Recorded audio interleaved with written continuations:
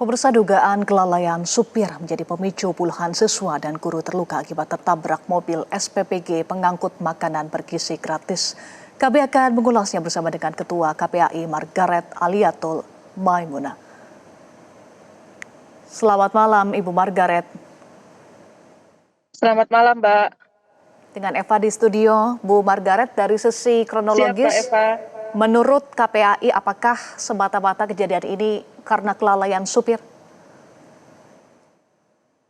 Saya kira ini mesti diselidiki lebih dalam lagi ya Mbak. Kalau bicara kecelakaan kan pasti ada dua hal. Yang pertama tentu apakah mobilnya yang memiliki problem, bermasalah, ada yang kurang layak dengan keberadaan mobilnya, atau satu hal lagi yang lainnya, yaitu terkait dengan personil yang membawanya gitu ya. Apa yang salah? Tadi sudah disampaikan misalnya apakah punya SIM, terkait dengan dia mengoperasionalkan mobil ini ternyata punya, atau mungkin hal lain apa gitu. Saya kira ini tentu menjadi kewenangan pihak yang berwenang untuk melakukan penyelidikan lebih lanjut, apa sebenarnya yang mendasari terjadinya kasus ini. Baik, sambil berproses nanti untuk proses penyelidikannya, bagaimana kemudian KPAI juga memastikan penanganan para korban saat ini? Iya, alhamdulillah saya tadi sudah dari Rumah Sakit Cilincing, RSUD Cilincing untuk memastikan kondisi anak-anak di sana. Alhamdulillah tadi sudah mendapatkan informasi secara langsung dengan langsung mengunjungi RSUD Cilincing. Ada 10 anak yang sudah boleh pulang tadi. Kemudian saat ini masih tersisa 3 anak yang perlu diobservasi lebih lanjut di RSUD Cilincing, dan 9 orang, di mana salah satunya adalah guru, itu memang dirujuk ke RSUD Koja karena memang keterbatasan alat yang dimiliki oleh RSUD Cilincing terkait dengan beberapa hal untuk terkait dengan ortopedi, karena itu yang punya di RSUD Koja. Dan ini kebetulan mohon maaf nih, saya sedang berada dalam perjalanan menuju ke RSUD Koja untuk melihat lebih lanjut bagaimana kondisi dari para siswa yang dirawat di sini. Tetapi memang tadi sudah mendapatkan informasi bahwa 9 orang ini memang kondisinya agak lebih berat ketimbang 3 orang yang masih ada di rumah sakit RSUD Cilincing gitu. Dan tentu saya selain menyampaikan keprihatinan yang mendalam terkait dengan kasus ini, juga menyampaikan apresiasi yang mendalam atas kerja cepat beberapa pihak, sekolah dan juga termasuk rumah sakit yang membantu pelayanan atau penanganan medis kepada anak-anak. Bagaimana juga dengan trauma healing, Bu Margaret? Karena tentu punya dampak ya psikologis untuk anak-anak yang berada di sekolah tersebut.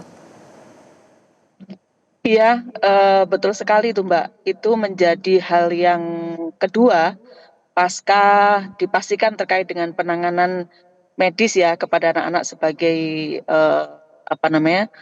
respon pertama. Tentu yang berikutnya saya melihat memang 3 orang yang tadi sempat saya lihat masih mengalami trauma dan tentu membutuhkan pendampingan psikologis gitu. Dan tadi juga saya sudah mengajak ngobrol para orang tua gitu untuk sementara waktu ini mengajak agar anak bisa sedikit terbantu untuk penanganan traumanya dengan mengajak bicara, kemudian memberi semangat, kemudian juga saya lihat juga masih kayak deg-degan trauma gitu ya.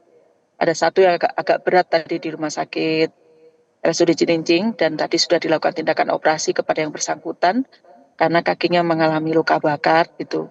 Tapi ketiga-tiganya memang membutuhkan pendampingan psikologis, dan itu memang harus dipastikan didapat oleh anak-anak. Bahkan mungkin tidak hanya kepada anak-anak yang luka, saya kira ya, karena kan anak-anak juga tadi menyaksikan bagaimana kasus terjadi, dan itu sangat mungkin meskipun mereka tidak mengalami luka fisik, tetapi juga mengalami trauma, dan itu juga butuh pendampingan psikologis saya kira.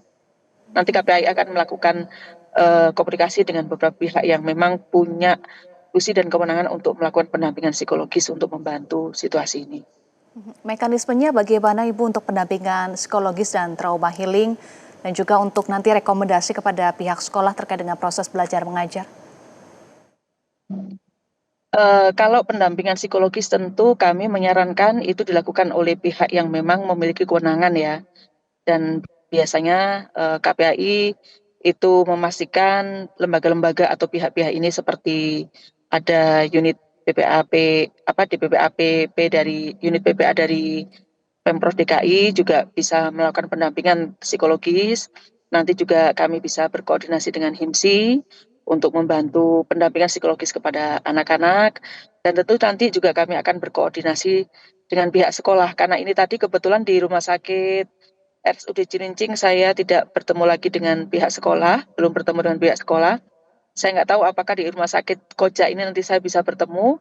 Kalau memang tidak bisa bertemu berarti kita mungkin mengagendakan besok untuk bisa berkoordinasi dengan pihak sekolah untuk mendiskusikan, dan tentu juga tidak hanya dengan pihak sekolah ya, saya kira juga dengan Pemprov DKI yang terkait.